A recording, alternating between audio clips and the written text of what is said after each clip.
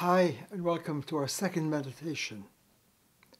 In our prior first meditation, I presented some very powerful a meditation to really see and capture some of the high points of our human journey, evolutionary journey over millennia, centuries, 2,500 years of our great gifted geniuses and visionaries, scriptures, enlightenment teachers, wisdom, being called by the fundamental source. And I'd like to just review some of the high points of our first meditation so that we can go deeper today together into the second meditation, which is going to focus on understanding why is it that when we humans in our cultural life and everyday mental processing of our worlds are cut off from a more intimate, direct, I-thou encounter with the source of reality, with the fundamental field of reality, which is source science, requiring a source code, which comes when we can say I am truly and tap the source and open up the medicine of our great teachings and scriptures. That's our journey today, to see why is it when we are somehow cut off by our mental processing and culture making and language forms and level of reason, development, rational human development, whatever name we use, if we humans are cut off and desourced and alienated and estranged and eclipsed from direct contact with reality, which is the source, which is the infinite flow, as we saw in our first meditation, we suffer abysmally at the existential ontological level. Ontology is the science of reality, the first science.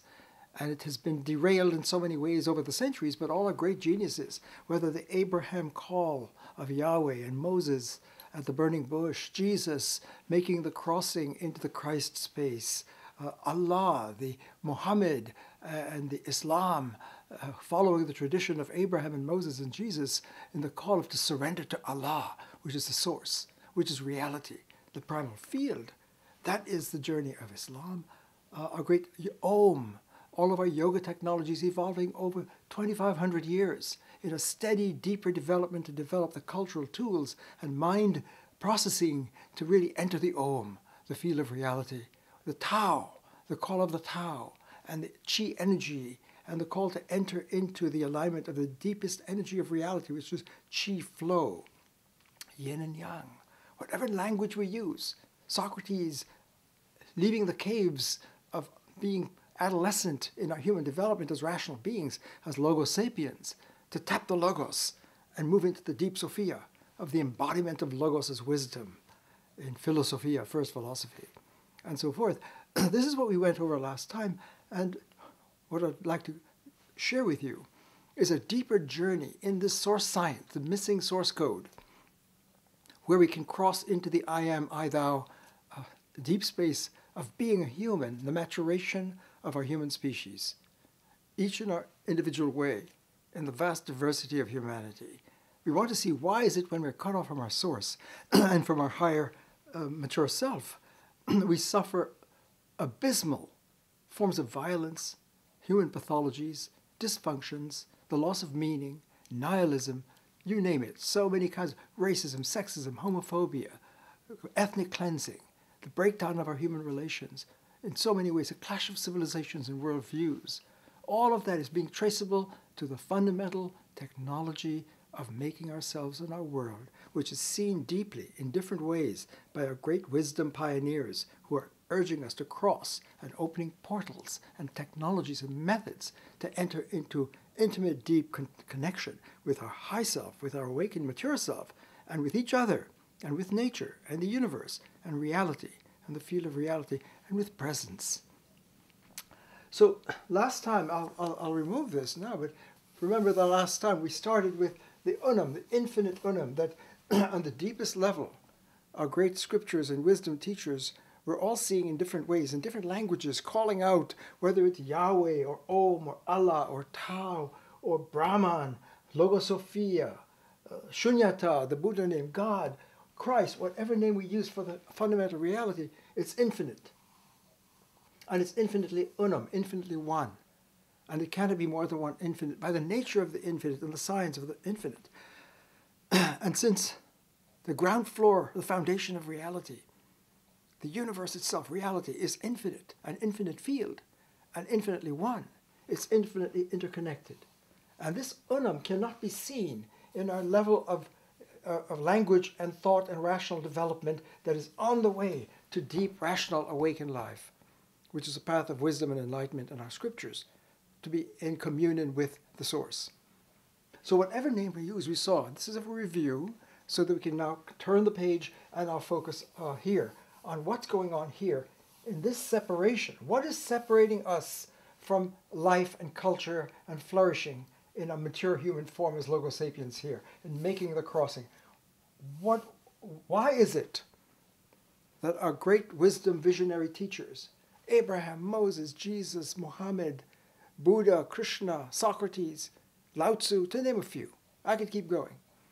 And it's not a matter of male voices. When you tap the Sophia, it's a lover of Sophia in the Greek, the infinite feminine embodiment of wisdom. So when you speak from here, it's not polarized into male voices. These are teachers, source teachers that are pioneering our pathway into our maturation as a species, as human beings. So this is being. This is logos om. If you use the Greek word logos or logosophia, being, reality, God. We tend not to, in this language, when we say God, well, God is spirit. It's not the same as reality, but when you cross into the language of the infinite source, and we have the access code to make this crossing, this all-important cross across this deep boundary, where humanity has been hitting this wall in all kinds of ways and stalled in a motherboard, which we call a smotherboard.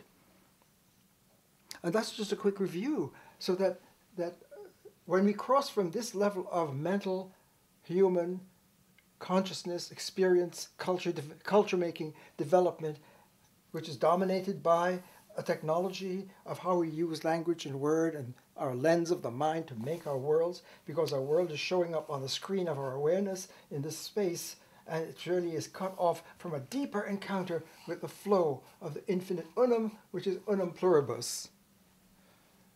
We saw in our first meditation that if we can get the technology to move up into the source sphere, into the logosphere, in the Om sphere, the Christ space, the Buddha space, and although these are named profoundly differently in our different traditions, they're tapping the deep code of unum pluribus, of the source, of being and reality.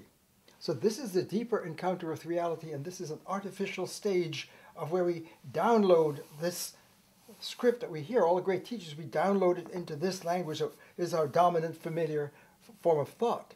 And we don't realize our great teachers are urging us to see that this, if we're in this motherboard and making our worlds here, it's going to create fragmentation, separation, divisions of all kinds, and it leads to vast range of diverse human pathologies and dysfunctions, personally, interpersonally, culturally, interculturally, interreligious, interworld, and the clash of worlds and worldviews and belief systems, and the battle to understand what is truth and meaning here.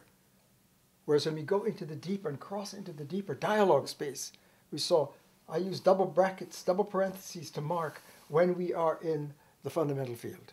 It's a higher form of language, it's a higher code, it's a different mind operating system where everything is interconnected in the space of unum.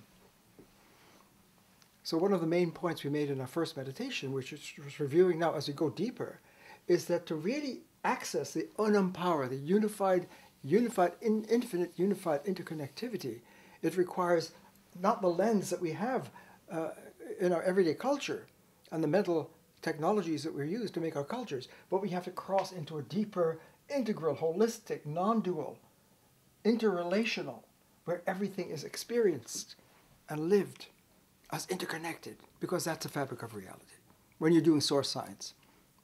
So I'm suggesting in our first meditation that the opening into source science, to see it in this light, in a global light, because the infinite is global through and through. It's ecumenical. It's a source of all our languages, all of our worldviews and beliefs are coming out of the source. So we put the source, the double brackets indicating to remind us we're here, and single brackets. When we use single brackets, we're marking this, we're in this technology. So it really is a technological shift from being human and making our worlds, our cultures, our human relations, and all of our experience here to going deeper into the zone where we experience the interconnectivity, the I-thou, from monologue to dialogue. And that this journey of humans across the planet, it's equal opportunity. The call of all of our great wisdom traditions to move from separation, fragmentation, polarization, objectification, reduction, reducing, and conflation of these two. We have to deconflate it, uncover it, and the double brackets are designed to help us know, okay, we're in the I am logic, the I am science and technology. We're interconnected, and you can't talk about it. You have to be it when you cross into that. That opened up. So time, which is different from space and cause, and so, all of these words are separate because the dominant law of this space is A is A. Everything has its name. Everything has its separate ID, including us, of course, and everyone else, and everything. So that space is space, and time is time, and cause is cause, and substance is substance, and figure, and texture, and motion. You name it, everything you name. With this law, it gives a separate my culture, your culture, Big Bang, Genesis, pro-choice, pro-life, whatever the worldview, materialism, idealism, dualism, pantheism, they're all being articulated in this space. And we haven't seen that. We need deep ontology, first science, in order to get this. So that's where we are. And so what we're going to look at today is the call of our great wisdom teachers and scriptures through the ages, in diverse ways, are calling us urgently with high to leave a place of dysfunction, pathology, breakdown, worldview clashes, belief systems clashing, not able to find truth and common ground, to crossing in from monologue culture to dialogue culture, from monologue sapiens to dialogue sapiens, I-thou. To be human is to be I-thou, connected with our other and with the ecology and with the source. So what is the nature of that journey? What blocks us and cuts us off?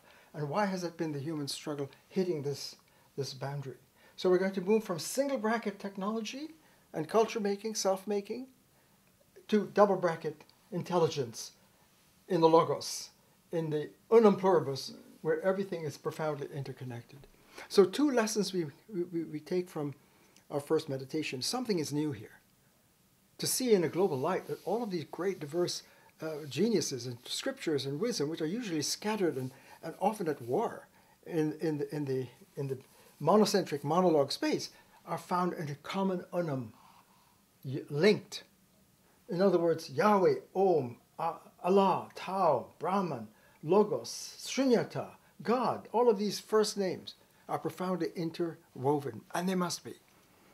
If we can see that, it's a game changer, because we have no choice but to separate from this, mature from this stage of our development, which is amazing, to have information, dominant technologies, to going into being in the source. Our destiny as evolutionary humans, being called by the infinite force. So if we have any lessons to take away from our first meditation, it would be that at the deepest level of reality, reality is infinite unum. Unum pluribus. The unum is filled with multiplicity, which is not usually seen. And this unum, unity, infinite unity, is not the same as unity as we'll name it in our derivative language and culture and intelligence and reason. We've got to go into source reason, deep reason, in order to understand unum as infinite unum and therefore the source of all. Having these, the name of the infinite force field, the source code, surrounds all possibilities. This is huge.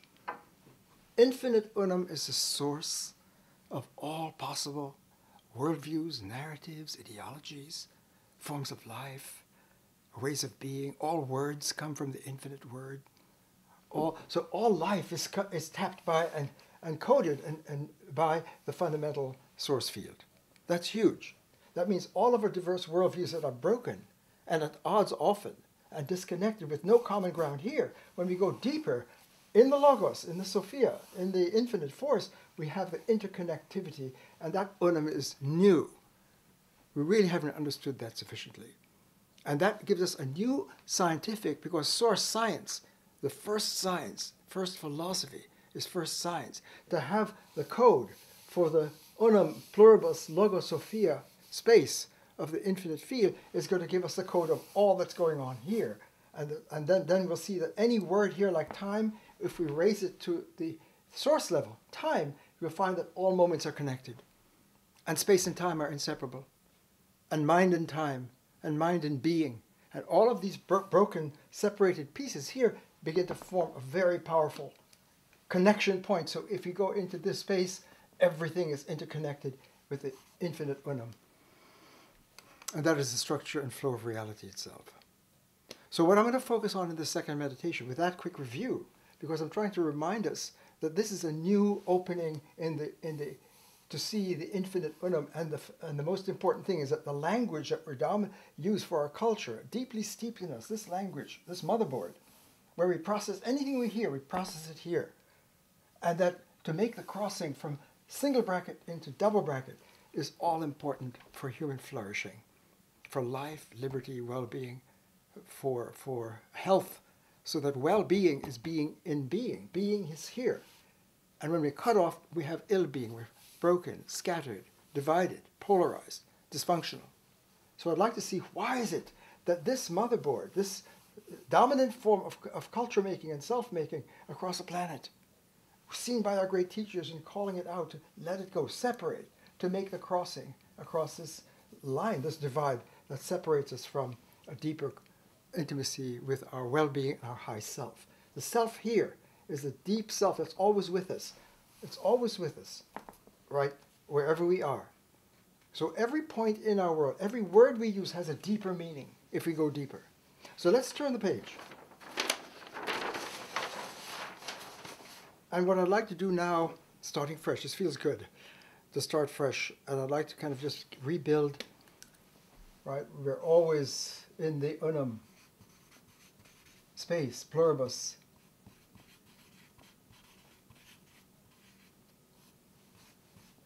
And the double brackets is to remind us of the infinite interconnectivity. So wherever we are, wherever we go, we're always, whatever happens is always being funded by the source.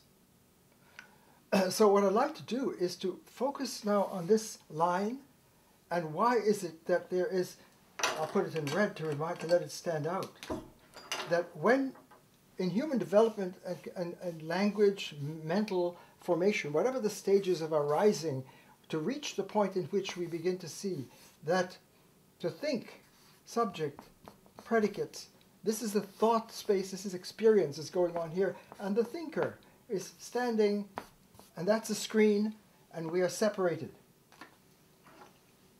So we, the thinker, on the screen of awareness, living under the motherboard, and let me put the motherboard in here.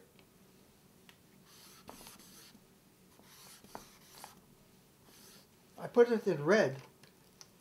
This line is a division between the conscious thinking person and the objects of thought that we form when we make our culture and our worldviews and our belief systems, our narratives are all, this is narrative space, thought space, experience space, culture space, and this is the technology. The red lines here remind us that we are using a mental practice that somehow is cutting us off from crossing into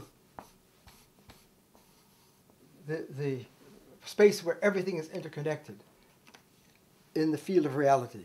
So we have, this is a derivative reality and world and cultures and religious practices and scripture is being read here, but when we cross into this language, it's a deeper technology of interconnectivity, the voltage of the mind, whether you call it enlightenment or rational awakening or whatever term you use for crossing into this non-dual space, because everything is unum, pluribus, infinite diversity with infinite unified connectivity. That's the flow of the infinite field. Whether you call it Christ or Om, Yoga, Buddha, Tao, whatever name you use for this field, Allah, the Allah space.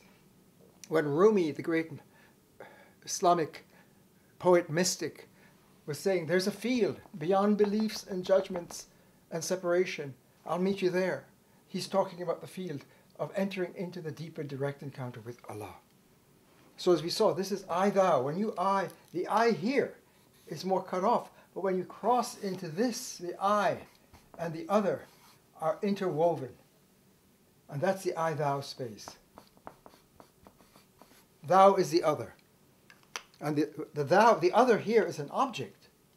This gets very complicated. The I faces an object because whatever we think, we join it as an object of thought and experience, including ourselves. The subject has predicates or attributes, and we manufacture entities and beings and phenomena and experience in the space. And we don't realize that we're under the sway of a technology that is cutting us off, and somehow we have to become aware, and we can't become aware of it in here. When we're focused here on the screen of our consciousness, we cannot be aware that the self is not aware of this mind operating system that allows us to see and have a world, an experience, and a self that is being made here. I am a man, I'm a citizen, all of my information about myself is so we make ourselves here and we encounter the other. So this is an I-it space and this is an I-thou space. There's a kind of violence that takes place here in looking at the other. When the other is made into an object, an it, we don't, with our lens, we have a lens that we're using. As we go across cultures, worlds, belief systems, we change the lens we use and the world shows up differently. So that if you ask the everyday person, this is called predication. To think is to predicate, to have objects of thought, and we objectify what we think. And we put it in the space, and we have information. And it's a miracle to have that. Information is amazing. Because I have to say Socrates is wise. That's a thought I'm expressing in a book. Snow is white. America is a democracy. Christ is Lord. Yoga is union. I can give all of the, enter into love. Don't fear. All of that information as information. We don't realize that it's so pre-conscious we don't realize we're objectifying. The thinker, consciousness, is using language at the level of development that we are.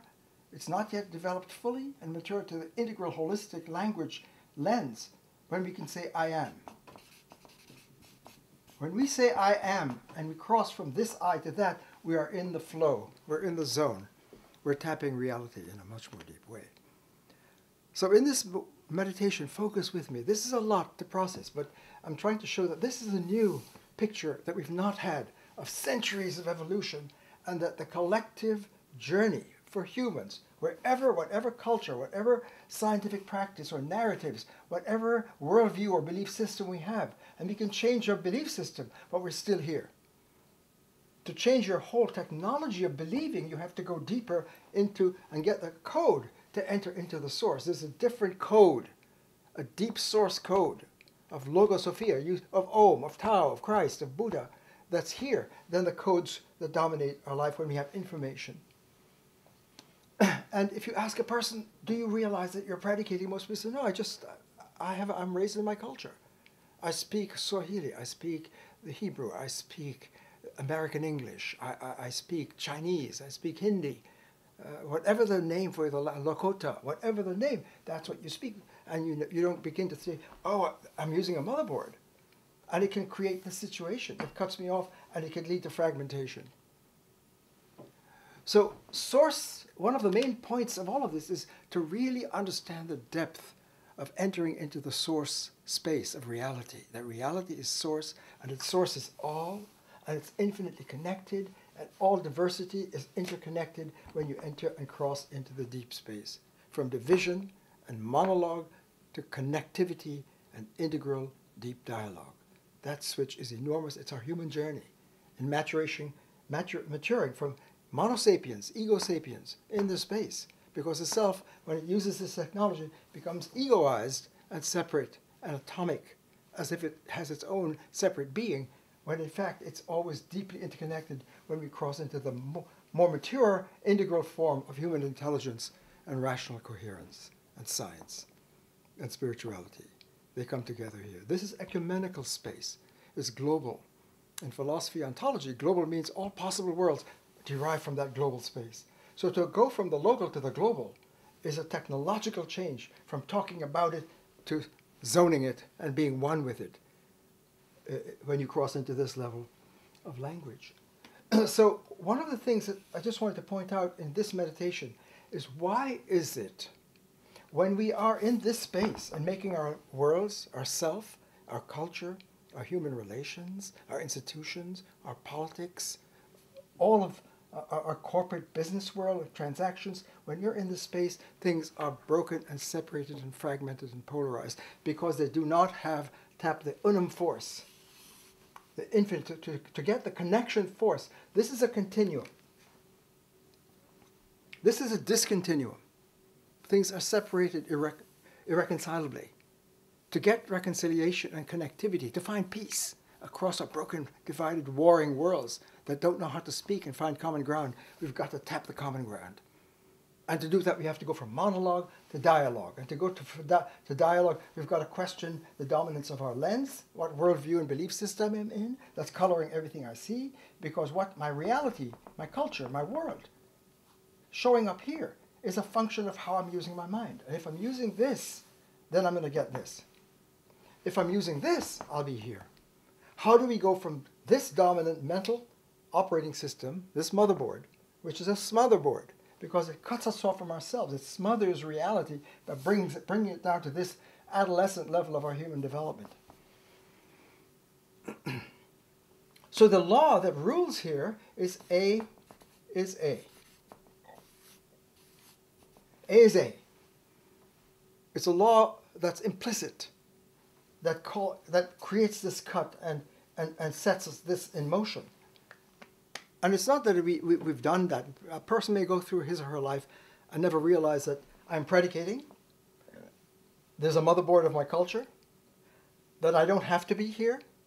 And the fallout from this is looking around the planet and seeing abysmal violence, the breakdown of families, the breakdown of human relations, the breakdown in our relationships with other humans and other cultures across borders, interreligious, intercultural, interdisciplinary, wherever discipline is a language that's narrating the world from that disciplinary point of view. When we cross disciplines, we cross narratives, but we don't have the tools to connect them in an interdisciplinary intelligence where we go into deep reason, where things are deeply interconnected and coherent.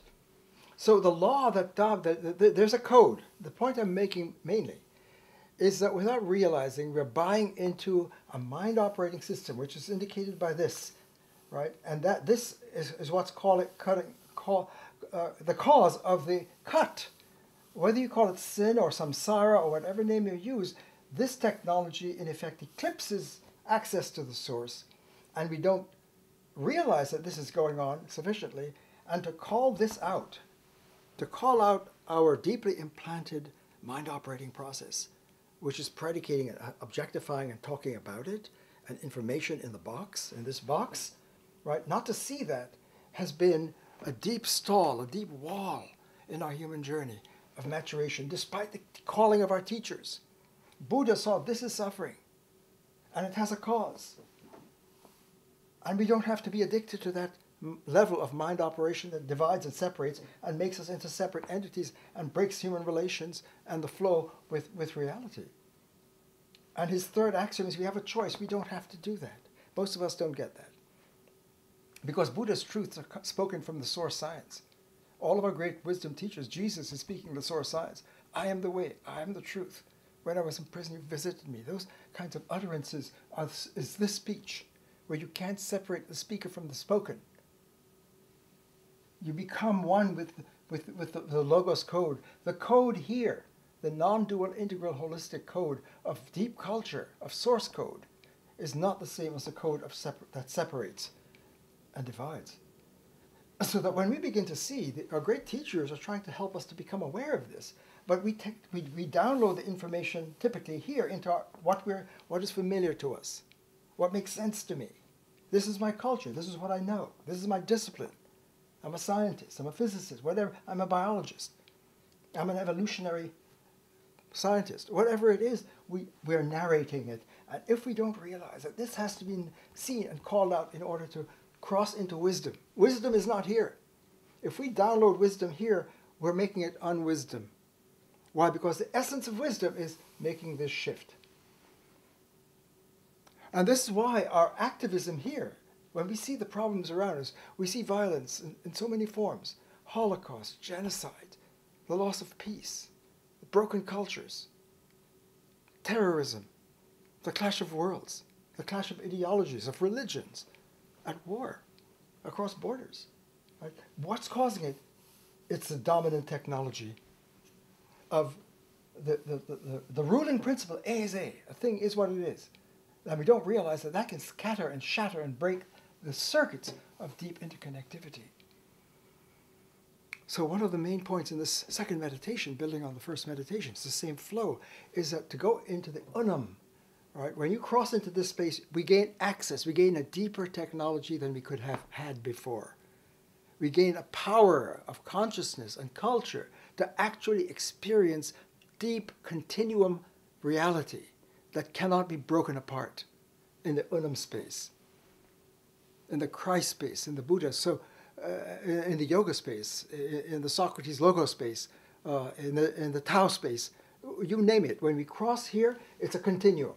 And a continuum is profound. When Einstein began to see in his genius that space and time cannot be separated, it's a space-time continuum. In effect, he's tapping into the continuum. Space-time. Space and time are separate. A is A, space is space, time is time. Being is being, color, motion, figure, everything is what it is. A is A. I am I. You are you, and so forth. But when you see the space-time continuum, that's the tip of the Sourceberg. Because it's not just space and time that are inseparable and connected in space-time, one word, but mind and body. Mind-body is mind and time, mind-time. Word and mind, mind-word. Word and world, word-world. They're all connected and interconnected in the voltage of the unum space. If we don't have unum, we can't put it together. And if we can't put it together, we can't see this. Because we're going to be looking here at what's going on in our world. Look at all the problems we're facing. Look at the crises we face. And it becomes invisible to see the crisis. When you see the crisis, when we see the crisis from unum power, from source science, where we can now experience the connection. Right? Imagine, if you can see that mind and word are not separable, it's mind-word, and word and world is inseparable, it's a continuum, and space and time and mind and world, and I and thou, they're inseparable. And all moments of time, inseparable. All locations, unbroken. So being here now, the call of wisdom, be here now. Being, source. Here, space-time. Now, space-time. Mind-time. World-time. Reality-time. Now-time is here. And to be here now is to be mindful. That's the path of enlightenment and wisdom and scripture. To be mindful, heads up, aware in the moment. Why? Because the infinite field is infinite awaring. Every word we have here, when you put it into the infinite and say, well, how is the infinite? Is the infinite powerful? All powerful. Omnipotent. Is there knowledge? Infinite knowledge. Infinite awareness. Source, the energy of being, is infinite awaring. Space? Infinite space. Space-time? Infinite space-time. Body, matter, nature, infinite. Energy. Is that energy connected with consciousness and awaring and flow? Yes, you can't separate, you can't break it apart. So the energy of reality, source reality, is infinite awaring, flowing, and that's reality. So in a space where you're not seeing that, and you can't see that link, you're not going to be able to tap the unum power that allows us to see. So when you're in the zone, when we're in the zone, when we're yogaing, when we're Christing, when we're Allahing, when we're in the Rumi space, when we're in the Buddha space, when we're in the Socrates Logos, in the wisdom, tapping the Logos Sophia, when we're in that space, we are unum, we can see it, we can be it, we are one with it. You can't see it from the outside. It cannot be accessed. That's why we're not able here to see the deeper reality of interconnectivity.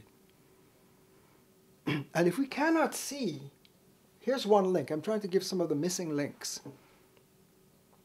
From this science, source science, with unum power and unum vision, which you can't have access to here, we cannot see the common ground.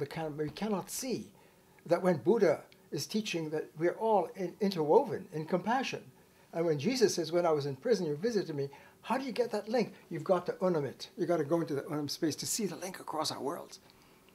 Could it be that the Big Bang and Genesis, when the infinite thinks, let there be light, that's the Big Bang. You can't, when you go deeper, what seems either or and separated and broken begins to find, wow. I begin to see that's unum power. That's rational power. When we tap the source of reason and tap the light of the field, and you can't get it here, we cross into here. When Descartes said, I am, he began to turn on the lights of reason. He saw he had to leave the space and separate from it in order to see, I am. And he wasn't talking about I am. It wasn't information. He was being I am. I am is when you're being it. So to cross from this language, any word here, when we go into the deeper crossing from ordinary language here into the deep source language, the words light up with profound meaning. Whatever it is we're talking about. I could talk about the pen. This is a pen. It is made of plastic. It is for writing. I can give the information. We process it. I am processing the pen as an object of my experience, and it's real. But if I put the pen here, and I can't, to put the pen here, I've got to go here. I've got to I am it. You've got to cross into this code of language and thought and phenomena and reality and experience and interpretation. This interpretation power doesn't have the tools and capacities of unum and connectivity in order to encounter the pen in its deeper space. This pen, any object we can take here to here, from an object to something that we're encountering in a direct encounter, it connects the entire field. This pen is sacred. Because when we cross from the separated, broken space into the sacred space, everything is unum connected in infinite flow, and it lights up with boundless meaning.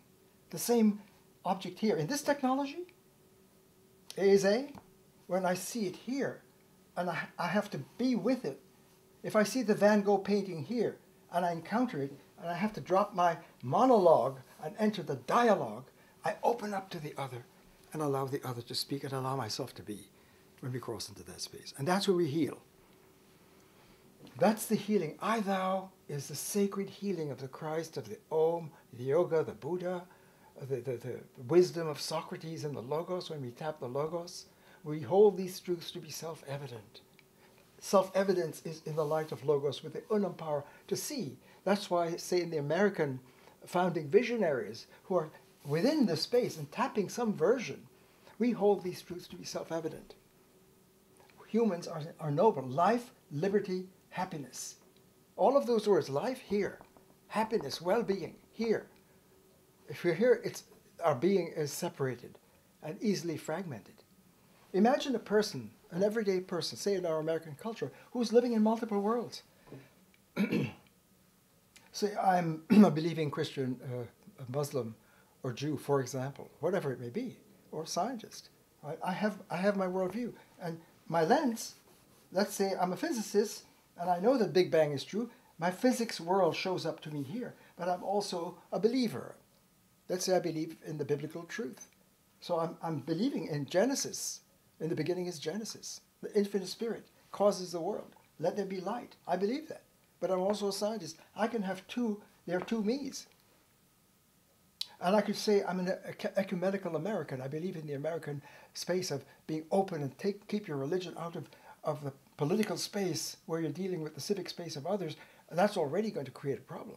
How do I separate my religious life, which is saying every moment, love God and believe, follow the call to love of God? How can you keep that out of your politics, right? And yet separation of the institution of your religion, whatever it is, from your political life and behavior, that's going to create some deep identity crisis within you. So in other words, a person who might be inhabiting different worlds is going to have multiple IDs and multiple personae. And my religious self is in tension with my physics self, which is possibly in tension with my ecumenical, democratic, polis in the civic space self. And I may be doing yoga and trying to bring myself together and practicing yoga here. And maybe it's not working because yoga means go here, right? And I may be practicing feng shui. I'm seeing my psychotherapist, and she's Jungian, And that's the different crisis, because she's saying, the Jungian, that you've got two sides, male, female, anima, animus, and you got to get it together. And you're dealing with all of these different narratives. The same person. Allegedly the same person. I'm trying to share that how using this technology and getting these different identities and different worlds and narrative spaces, one person can be living in multiple worlds. And different worlds are worlds apart. Meaning by when they're in identity space, my world, your world, my multiple worlds, my physics world as a scientist, my biblical religious world as a believer, my political life, right, my spiritual practice, on and on. I can be inhabiting multiple worlds and not realize I have multiple IDs. How do I get it together? I can be in pieces. This is very important. Because when we're living across our worlds, my inner life, if I'm living multiple narratives and different worlds are different forms of making sense of reality, different ways of interpreting, and those are incompatible. They're worlds apart. So in the gender wars, for example, to say that women from Venus and men are from Mars, it's in effect saying they're different worlds. They have different lenses, and they cannot agree on experience and interpretation of reality, and their emotions and their psychic life is going to be all diverse and not connected. So I'm beginning to show how it is that this technology of naive A, which seems innocent, and in a way it is if we saw it in the right light, it doesn't become pernicious. But when we are buying into this cultural lens and this practice, this motherboard, when this motherboard dominates our cultural life and our experience and our world making and self-making and human relations, when we buy it and live it and we don't even know it, that can be a human disaster. And that's what our great teachers do. That's the source of our ontological suffering. And perhaps we should pause a moment in this meditation to realize that, okay, if our great geniuses know that there's a first science, the science of being, the science of what is first, and when we get the code for what is first, it really shapes everything else that we do in our everyday life. That code, if that code's eclipsed from us, then we're going to fall into being unbeing. This is being. To be here, to cut off, is going to have our being is going to be compromised. That's ontology, medical ontology. Let's use that word. We usually don't think of medical that way because in our everyday diagnostic, if someone has an illness, even a mental illness, or unfortunately has cancer, or whatever the illness may be, or whatever the psychological or physical illness may be, we have medicine, we try to heal it here. But there's a deeper illness that our great teachers saw. Buddha, for example, this is suffering. What kind of suffering? Ontological, existential suffering. Why? Because we're severed by using this way of being. We're cutting ourselves off from crossing into wholeness, integrity, connectivity, compassion, love, awakened mind, science, tapping reality, truth, rationality.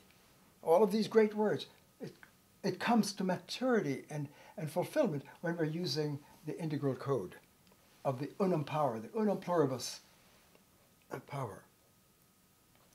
So this is one of the main points I'm trying to bring out. Where is the fragmentation? If we're going to do source science medically, it means if we go to see our physician, our metaphysician, our ontologist, for an analysis like Buddha or Jesus or Moses or Muhammad or Krishna or Lao Tzu, they're ontologists, ontological medicine persons, because they're seeing our being to be whole beings, to have well-being, to have happiness, to have flourishing life. We need to cross into integrity and connectivity in the unum flow. And you can't get it in this motherboard. This motherboard smothers. It cuts me off from myself. So my I, this I, here is not the same as I. I'd like to just flip the page for a moment. We'll come back to this, but I'd just like to give us, in this meditation, a visual. So please retain this. We're always under the infinite unum, the infinite field. This is the infinite field. We're using a technology that seems to cut us off in different ways from access. We have a code that's making our culture. That code creates broken cultures, so that if we're in a society of multiculturals, they're really almost cultural colonies. the different subcultures that are in making up. We say take the case of the American society, civic society. We say it's a multicultural society. We are a multicultural, diverse society. When spoken in this American space, those multicultures, right, are almost subcultures that are not connecting, and they're in their separate spaces. And yet, if we are one people, unum pluribus, one nation, indivisible, with liberty, one nation under unum, under the source. That's what the call is for the unum pluribus, is to tap the source of logos, the source of reason, to get the code. So what we'll do in the third meditation, right now we're looking at why the breakdown. And do we, if you're following our source medicine, which is a word I'm trying to say is a new way of looking at this. It's an ancient way, but it's a new way to see it in a modern light. That if we're cut off from being, from reality, our being is going to be broken or compromised in a fundamental way. That's an ontological medical diagnostic. And we would like to go to our physicians who are metaphysicians trained in the art of ontology and understanding the magnificent genius of these great teachers and scriptures and enlightenment, wisdom, teachings through the ages to help us find well-being. Our being gets well. But if we're here and we have ill-being, then we're suffering in deep ways. Why? Because things are fragmented. Why? Because the dominant technology and code is one that puts everything in its own space, and we don't realize that we fragment and break abysmally deeply, and we cannot find the unum unity that's key to flourishing individually for one person, or interpersonal, or culturally. A culture can have ill-being. We make our cultures here. So one of the points we begin to see, if they're missing links, if this is the linker, this is a continuum. So just to keep following the point, the infinite fundamental source reality is infinitely interconnected. That's the unum flow. The unum is a continuum. Reality is a continuum of infinite interflow and interconnectivity in every point. Any point you take in the infinite field is fractal. It encodes the infinite flow. If you look at Ohm language, if this is Ohm and this point is Ohm, you can't break Ohm in any way. You can't break off the infinite. You can't partialize it. If you tap an Ohm point, it touches every other point. And that is our source as a high self. So I'm trying to show that the self here is an upgrade from the self here. And the self here can be broken and divided in ill-being. And we need to get that onto our radar and our vocabulary. So what I'm suggesting in this meditation, in light of the unum source science, it gives us a deeper diagnosis than we've ever had. And we're able to see the collective wisdom of our great scriptures and wisdom teachers through the ages calling this out, if we see it that way, because they're saying you've got to tap the source reality and put it first. And you can't do it from here. We've got to upscript. We can't download, we've got to upscript. And we've not been hearing that. And we've not been seeing and recognizing that, oh, when we hear wisdom, we take it and download the wisdom here. We're unwittingly destroying the medicine, the ontological medicine of crossing into the field of connectivity. If we try to do yoga here, we're blowing it. If we try to do Jesus here, we're blowing it. If we try to do Buddha here, no. If we try to be rational here in the deepest sense of reason, no. Scientific, no. Because there's a deeper code of the logos, of science. And what is that code? What is the code here? Well, it's pretty much understand A is A, a thing is what it is, and we don't realize that's going to cause enormous fallout and break, and we're going to cut off each other and cut off ourselves. So myself is cut off from myself when I'm here. So this cuts me off from myself. It cuts me off from nature, from you, from other worlds, from other ideologies, from other, and the civic space here is irreparably broken. That's the diagnostic I'm trying to bring through with source science, source medicine. That the technology we are as we mind is one of the great links. If we had to say, so what are the links? What are our missing links when we're living in culture here? What are our missing links? Because the missing links are not because reality is interlinked. And so space and time, that's here. Mind and word, yes. Mind and body, yes. I and thou, yes. You keep going. Everything that is broken out and separated here finds a connected point in the deep link. So to sum this up, source medicine, our lives here in this motherboard, without realizing, is a smotherboard ontologically, medically. It smothers our being and well-being. It's a cause of abysmal fragmentation, divisions, polarization, fragmentations, and we feel it in daily life in all kinds of ways. Let's look at that for a moment and stay with that. So we're doing source medicine, ontological medicine, right? You're going to see your ontologist, who is a medicine person here. She speaks from here and is trying to understand that when she gives a diagnostic of this is broken, this is pathological, it's dysfunctional, existentially. And to evolve, we must evolve into the higher form of integral awareness and language and thoughts and world making and process and look at phenomena like the pen from here to the pen here. It lights up amazingly. If this pen were picked up on Mars, it would be headline news. Why? Because it would say something about intergalactic extraterrestrial intelligence in the universe. Because this pen was going to speak volumes when you understand it in the interconnected space. Just giving an example. Imagine putting yourself here. From being cut off from yourself to step into the I am, as our great teachers are urging us with highest priority. So I know I've opened up so many themes, but what's a constant resonance? Source medicine. To get the code to go from a code here that breaks and separates to a code that integrates and discovers the links and interlinks and to experience it and to be it. When we are linked in, and the I am links in to the entire field. That's why when Blake, for example, the great poet, is infinity of a grain of sand and eternity in an hour. That's tapping the science, source science. So these geniuses who are these high moments and could see it. When the Quakers, for example, say there's that of God in every person. Which is why we say namaste in the Hindu, acknowledging of one another. There's Atma, there's Brahman, there's Om in everyone. And so when you're oming it, and you're acknowledging the other in that respect, that's ethics. So here's the diagnostic. When we are desourced by this motherboard, it creates a broken civic space, culture space, mental space, psychic space.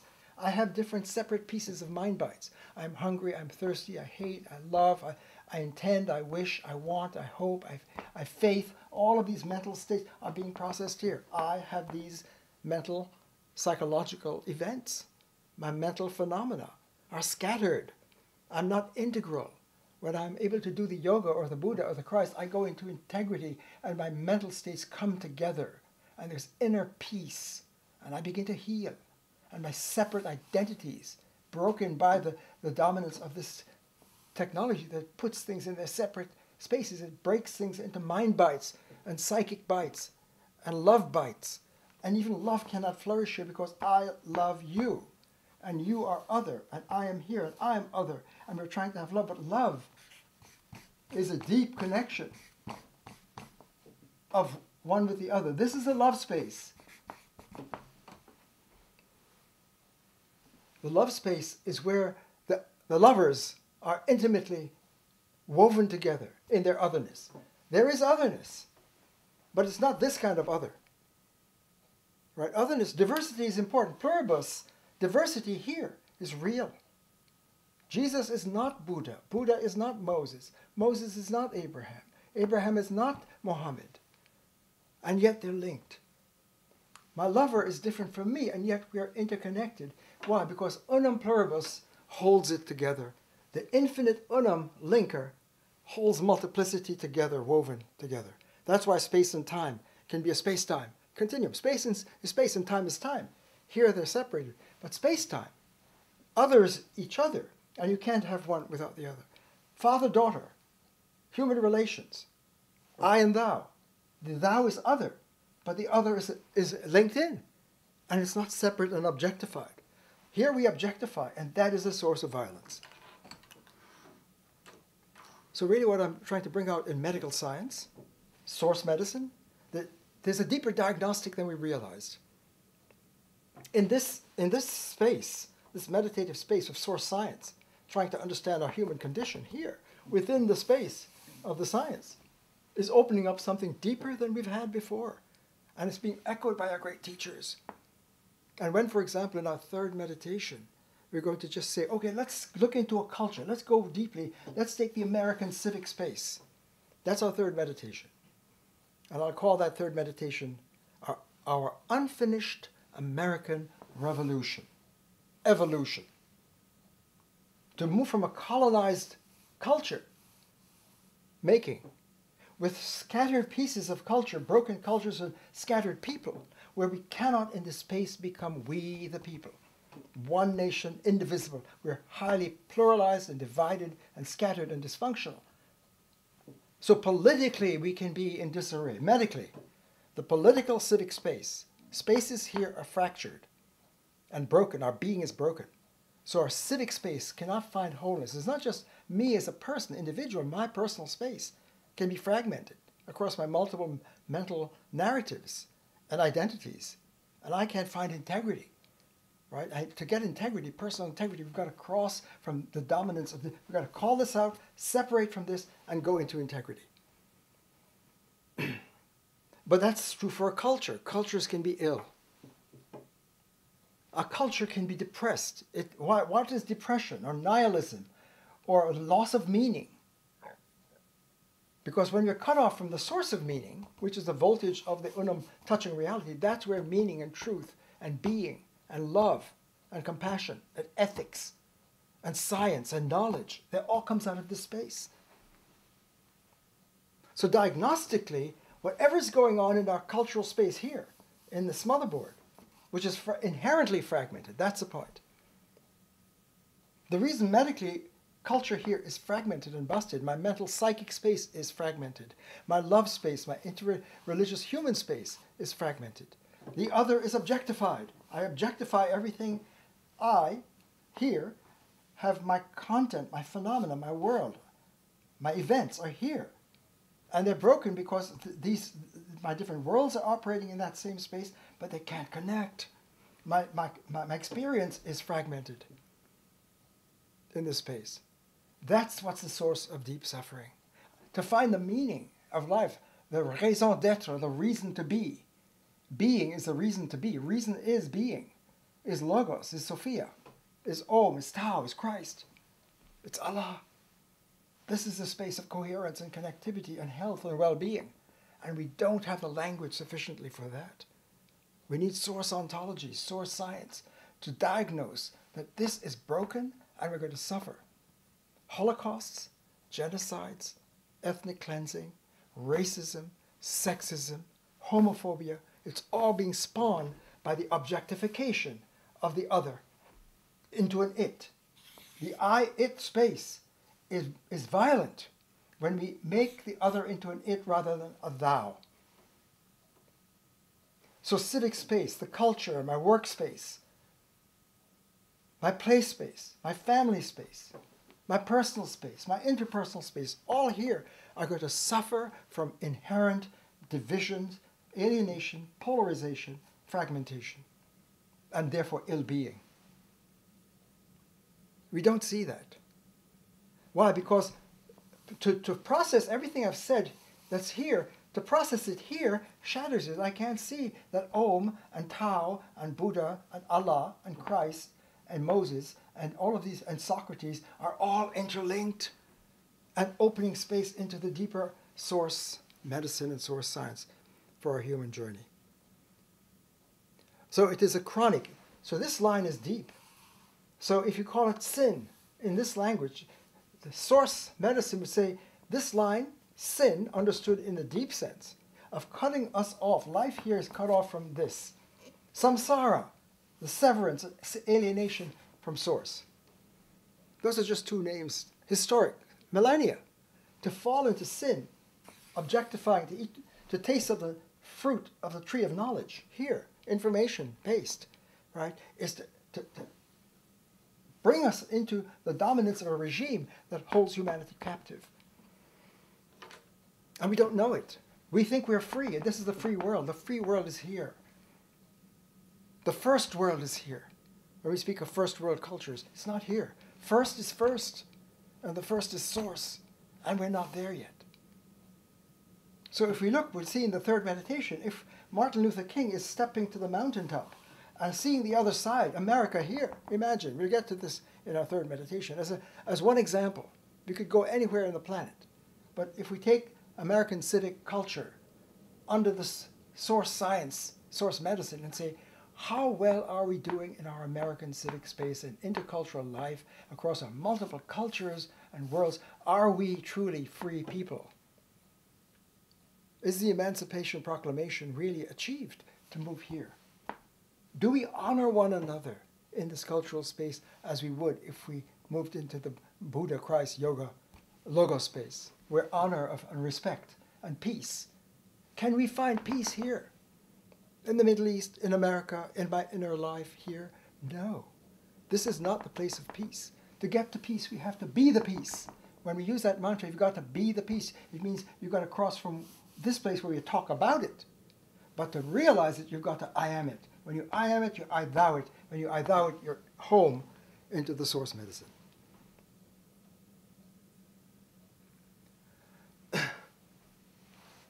So just to sum up, that's a lot to take.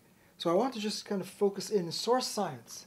Source medicine is a diagnosis, a deep diagnosis, deeper than we've seen before. They use unum power, unum pluribus, in this collective wisdom and scriptures of our planet. Amazing source medicine.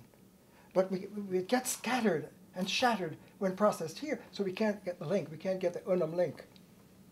So what are the links, the missing links that we need, which we can only get here? If we speak the links to here, we can't get the links. We're delinked here. For example, we can't see that my world is a function of my minding. I am as I mind. That's one great unum axiom. To get the link between my mental practice and my world. Reality, my experience, phenomena, what I'm experiencing as my reality, my world, showing up here under this motherboard, which makes it possible to have the information-based events and facts. These are my facts of my world. All of that. The facts, reality, my world, is being conditioned and made possible by my motherboard.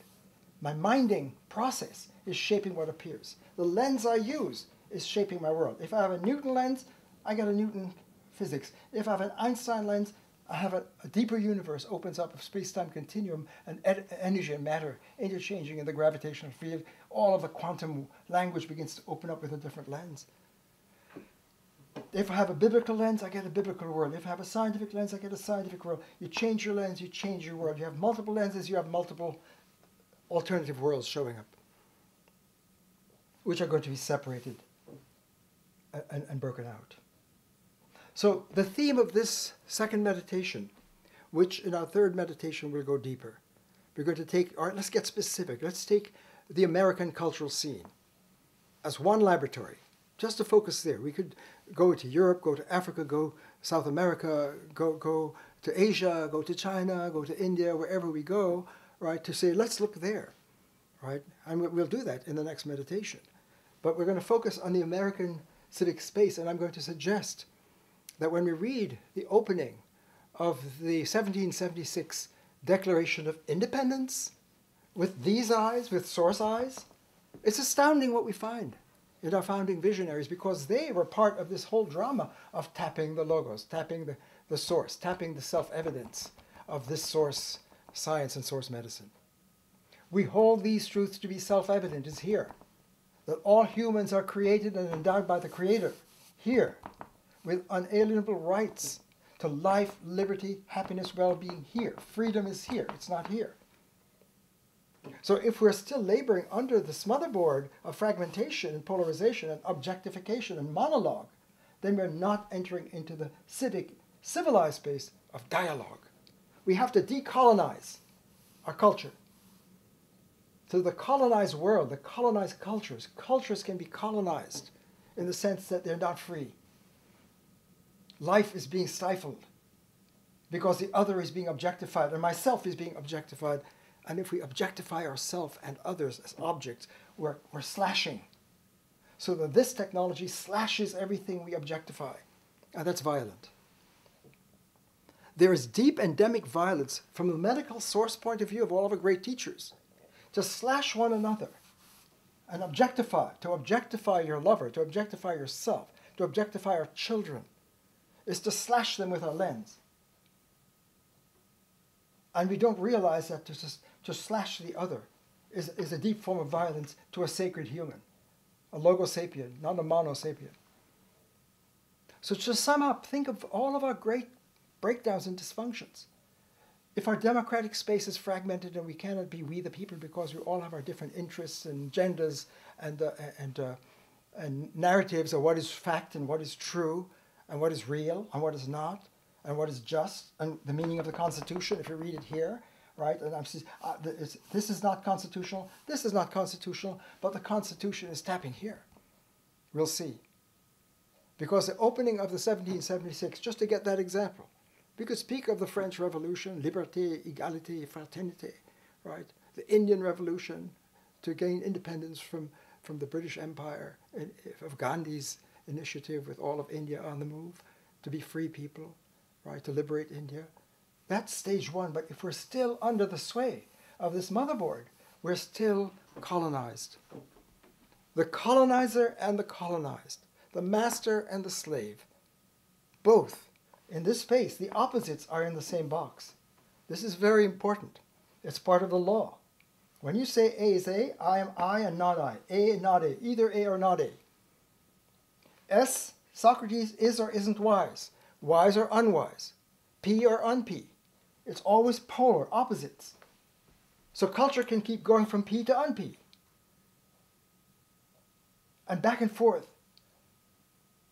So we'll see that if there's, in the American scene, civic scene, there are two main parties that are polarized, the Republican Party and the Democratic Party, and one is saying T and the other one is saying not T, we're still in the same box.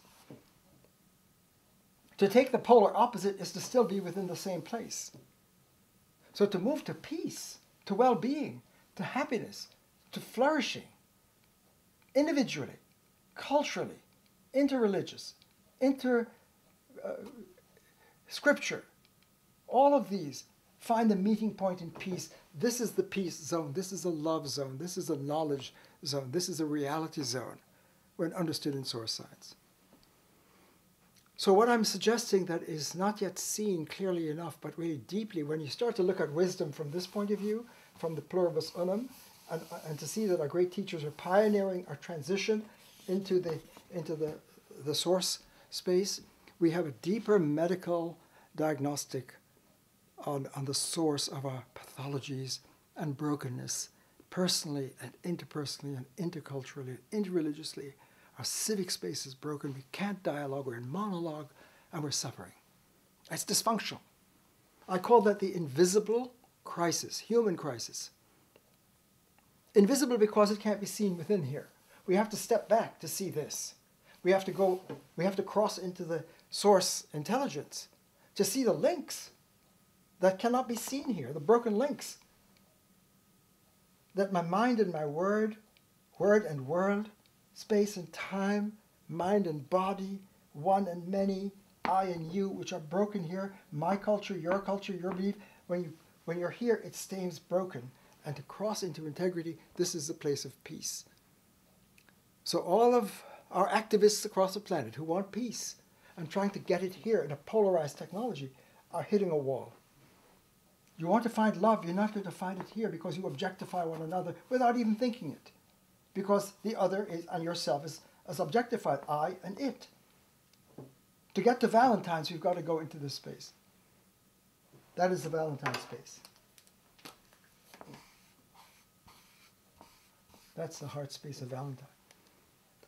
That's where the intimacy with the other, the intimacy with yourself and with the source is boundlessly deep. That's a love space. So the language of love is to get the source code.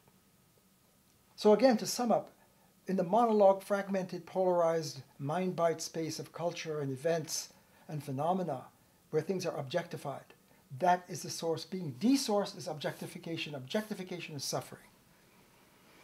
And so we're suggesting that in source medicine, the dominance of this technology of culture and self and meaning and world making is the source of brokenness and violence in wide-ranging forms.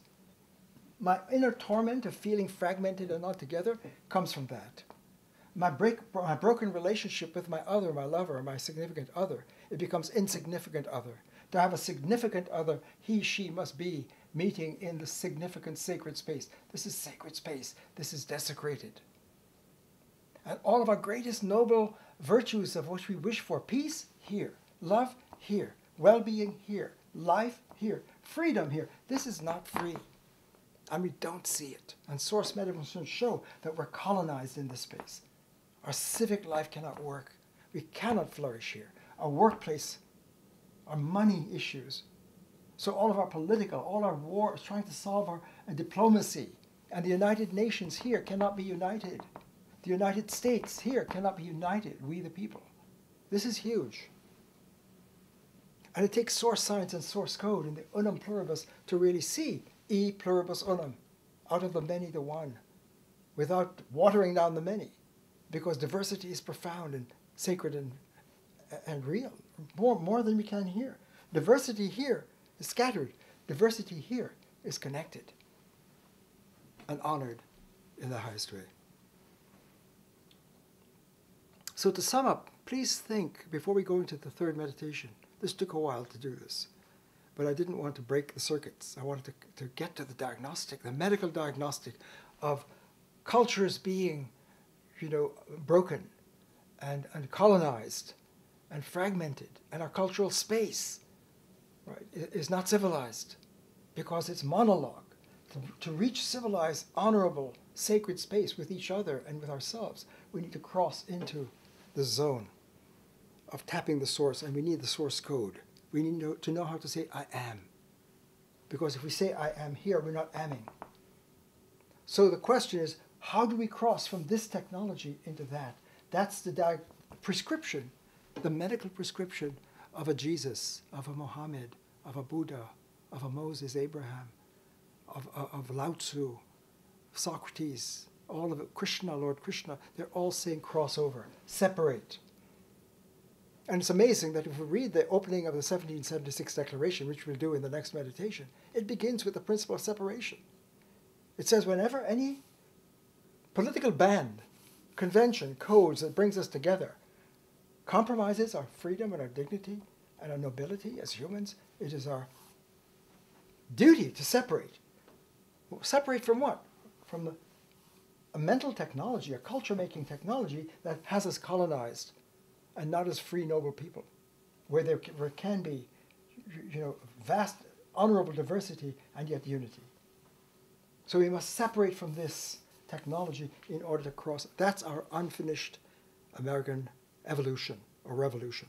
And 1776 is a great moment of genius speaking, tapping the source, medicine, and almost giving us our ongoing agenda. We've got to, each generation has to co-found and deepen our legacy of crossing from America here into sacred America.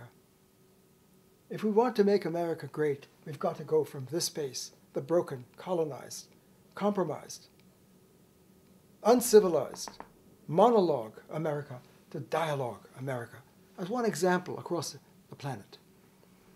All of our cultures, all of our religions, all of our ways of being human, all of forms of life, if they're here, we're being called to upscript into the code of the sacred space of unum pluribus, to tap the depth of source reality. That's our human journey. That's our evolutionary journey. So in parting for this meditation, think of all of the broken dynamics from the source medicine point of view. A broken relationship with your significant other, falling into divorce, for example. How do we raise our kids? Are we unwittingly slashing them in culture here? And the sacred child should be raised here? How do we parent here?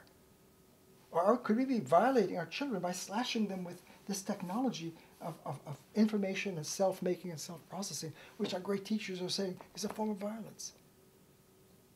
To be a competent parent is to raise your child and yourself in the sacred space of deep dialogue. So wherever we turn in our cultural, civic life, notice the brokenness, forms of violence, ethnic cleansing, prejudices, racism, sexism, misology is one of it, hatred of logos. Misology, not just misogyny, hatred and fear of women, but misology, logos, hatred of logos. Why? Because we'll see, it's scary to cross over. Our great teachers all knew that. It's terrifying to let go of this. What's familiar, my culture, my world, my identity, my story. To separate from that is abysmal. And yet it's what's being called in the 1776. It's our duty to separate if it makes us not free in life, liberty, well-being, and happiness. It's scary to go from one to the other. But I'll end on one note as our next. So in our next meditation, our third finale of the trilogy, we will then, I hope you begin to see why this is a source of human pathologies and dysfunctions in a wide-ranging form of breakdown. And the reason for that, again, in source science is relations are not integral here. Relations here are artificial, but when you cross into relations, now you're in the flow. You need the link space to have relations. Love, father, son, father, daughter, whatever the relation, lovers. Relations are connections in the I-thou. Single bracket relations are artificial. So the culture here is broken. The relations are not with integrity. So I'll leave you with one thought. Wherever we are, we cannot be outside of the infinite space. We cannot be out here. Just think about that. That's something to think about and meditate for our next final point. So if I here, single bracket, is going to cross into a double bracket I, and it looks as if it's far away because I'm cut off, how can I go into I am? But when you realize this is huge, I'll leave you with this thought. The journey from I to I, which is I to we, because I is a we, I thou. It's not I to we, it's I to we. We what? Because we're interconnected. That's the Unum point. So when you think of yourself and your stories in this space, remember you're always held by your higher self. Your self here, your high self is closer to you than you are. So the double self, your high self is right already with you. And the journey of enlightenment is to open this up. And there you are. I'll leave you with that thought. It's scary to let go of our narratives, our identities, our stories, because that's me. And it's kind of dying to separate. The principle of the call to separate is huge. And that's why we humans have been remaining clinging to our familiar culture, pass it on, generation after generation. Keep that code going, right? Because that's our identity. And the call of our wisdom and enlightenment in scriptures, you got to die to be born. And you got to let go of our smotherboard in order to see you're already here. So I'd like to leave us with this picture that wherever you are, your high self is with you. And the journey of enlightenment, of scripture, of upgrading, is to step back from this technology, a smotherboard, into a deeper source board, a source code. But that yourself, our high self, is already with us. And everyone is the call, our birthright, to be. And the call to be and well-being is to go from here into this space, and it's already here with you. So we'll end on that note, and I hope it wasn't too much, but it is too much. And in our next sequel, the third meditation, we'll take the example of American culture and start with the 1776 Declaration language, and I'll share it with you, but if you could look it up. The opening 4 paragraphs, before there's any mention of the monarchy and the British rule and the grievances against, there are several principles that are articulated that I would suggest are source code principles by our founding visionaries. And so it set in motion a deep challenge for generation after generation of Americans to upgrade and carry through the founding, which continues now into the unfinished American revolution for all people across the planet and all cultures. Thank you so much.